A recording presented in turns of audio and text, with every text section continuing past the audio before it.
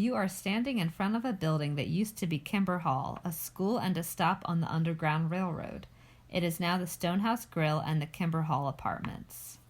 1817, Emmer Kimber purchased 265 acres of hilly land and crossroads with 2 houses, a store, a flour mill, and a sawmill for $36,000. Kimber was a native of Chester County and had been a teacher at the Westtown Boarding School, a recognized Quaker preacher, author of a well-used school primer on arithmetic, and a Philadelphia bookseller. He wanted to start a boarding school of his own based on his philosophy of firm and gentle persuasion, of gender and racial equality, rational scientific and historical study, and the development of the arts. This building was one of the original houses. The cornerstones of the house can be seen on the front with 2 side wings that made it the 80-foot facade you see today. A 2-story portico with tall pillars was built in the center of the front and a utility wing on the southern side. Construction created a large debt and some difficulties, but with the help of friends such as Isaac Wayne, son of the famous Revolutionary War General Anthony Wayne, these were resolved by 1827, whereby Kimber built another large wing off the rear for extra classrooms and dormitory space. This wing was unfortunately torn down in the late 1930s, and the stones were used to build some of the new houses on the surrounding land. Kimber picked this spot because he had long known that some of the members of the local Pikeland meeting, a rural congregation devoted to liberal religious beliefs and active participation in the Underground Railroad. Kimber built a new meeting house across the street from the school, and most of the members joined him there. The progressive philosophy attracted students from Philadelphia, the suburbs, and the other coastal states. Later in 1879, Martha Kimber deeded the meeting house to Centennial Lutheran Church of Kimberton.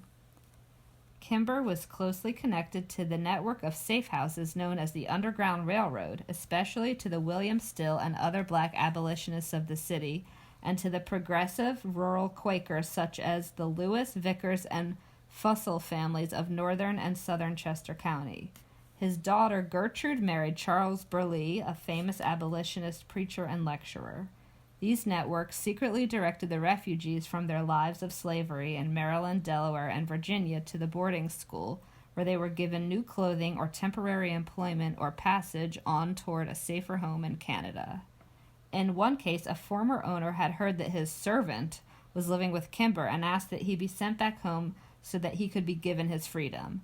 Kimber wrote a long letter back which outlined the wrongness of slavery, saying that the man had gone on to Canada and that he, Kimber, would not in any case advise the man go back into slavery.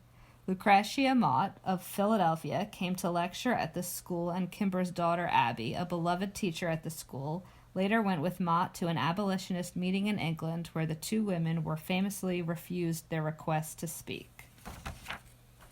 Years later, many of the former students wrote glowing recollections of their happy years at the school, including Grace Ann Lewis, who became one of the first American women scientists. They recalled the gentle management of the students by Kimber, his wife, and daughter, and the other teachers, by which reading, arithmetic, history, and science were combined with exercise of penmanship, composition, drawing, painting, and music.